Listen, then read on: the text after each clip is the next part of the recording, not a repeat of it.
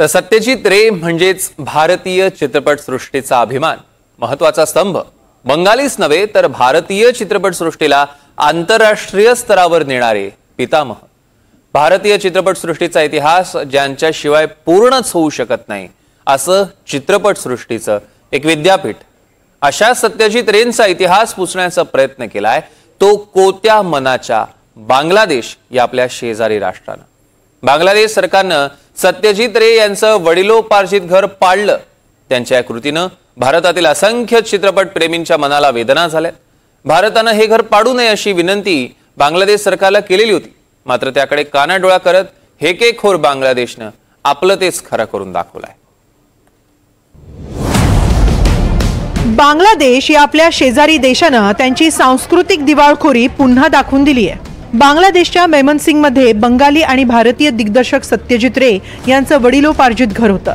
100 वर्ष जुनं असलेलं हे घर जीर्ण झालं होतं। त्या घरावर बांगलादेश सरकारनं बुलडोझर फिरवलाय, एक इतिहास पुसण्याचा प्रयत्न केलाय। हे घर सत्यजित रे यांचे आजोबा उपेंद्र किशोर रे चौधरी यांच्या मालकीचं होतं, मात्र ते जुनं झालं आणि म्हणून तिथं नवी इमारत उभारण्याच्या नावाखाली बांगलादेश सरकारनं ते पाडण्याचा निर्णय घेतला। तेव्हा भारतातून यावर तीव्र प्रतिक्रिया उमटल्या होत्या। पश्चिम बंगालच्या मुख्यमंत्री ममता बॅनर्जी यांनीही ही वास्तू पाडण्यात येऊ नये अशी अपेक्षा व्यक्त केली होती। मेमनसिंग मधील सत्यजित रे यांच्या आजोबांचं घर पाडण्यात येतंय असं कळतंय। हे घर प्रसिद्ध लेखक संपादक उपेंद्र किशोर रे चौधरी यांच्या मालकीचं होतं। ते पाडण्याचं काम सुरू करण्यात आल्याचं समजलं। ही बातमी प्रचंड वेदनादायक आहे। रे कुटुंब हे बंगाली संस्कृतीचे प्रतीक आहेत। उपेंद्र किशोर हे बंगाली क्रांतीचे स्तंभ होते, त्यामुळे त्यांचं घर बंगालच्या इतिहासाशी संबंधित आहे असं मला वाटतं। मी बांगलादेश सरकार आणि त्या देशातील सर्व जागरूक लोकांना आवाहन करते की त्यांनी या घराचं जतन करण्यासाठी पावलं उचलावीत। भारत सरकारनंही या प्रकरणाकडे लक्ष द्यावं। तर भारताच्या परराष्ट्र मंत्रालयानंही बांगलादेश सरकारला या निर्णयाचा पुनर्विचार करण्याचा सल्ला दिला होता। बंगाली संस्कृतीचं प्रतीक म्हणून आम्ही या घराकडे पाहतो, त्यामुळे हे घर पाडण्याआधी विचार करा। ही इमारत जतन करण्यासाठी भारत सरकारही तयार आहे। इमारतीची दुरुस्ती आणि पुनर्बांधणी करण्याचीही आमची तयारी आहे। मात्र आता हे घर पाडण्यात आलंय, त्यावरून तृणमूल काँग्रेसचे नेते अभिषेक बॅनर्जी यांनी तीव्र दुःख व्यक्त केलंय।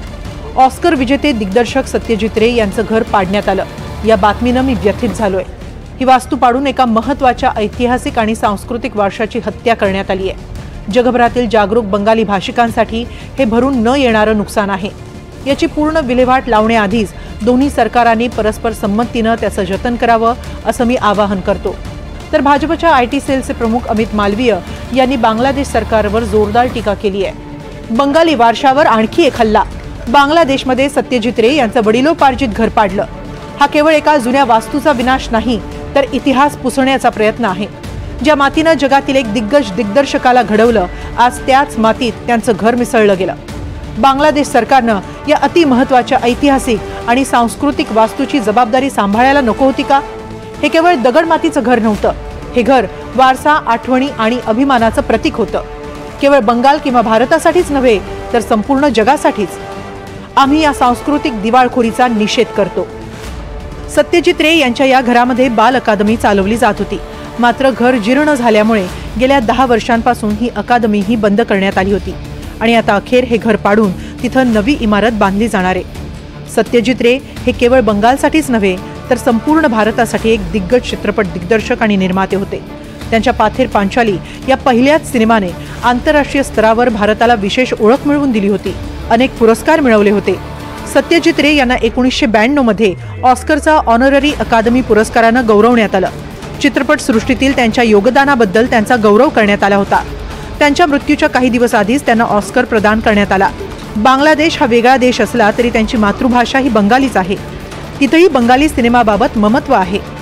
मात्र तरीही सत्यजित रे यांच्या घराविषयी बांगलादेश सरकारनं दाखवलेली अनास्था ही निंदनीय आणि वेदनादायक आहे।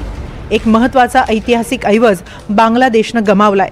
या जितकं भारताचं तितकंच बांगलादेशचंही सांस्कृतिक नुकसान आहे। Bureau report, NDTV Marathi.